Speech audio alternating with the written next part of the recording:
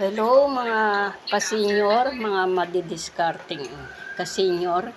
Ngayon ay magluluto ako ng pansit na ang sahog ay mga liig-liig lang ng manok para lang may lasa siya. Yan. Pero titimplahin na natin sa sabaw ang kalamansi para hindi na siya kailangan piga-pigaan pa. Diretso kain na. Kumpleto na ang lasa. Igisa na lang natin ang manok kasi hindi ko siya pinakuluan. Lalagyan ko siya ng konting toyo para may kulay ng konti ang pansit natin.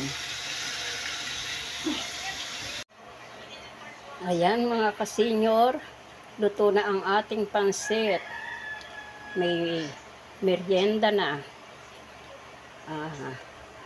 Kaysa bumili ka sa tindahan, magkano ang isang order? 20 pesos. Kulang pa sa isang tao.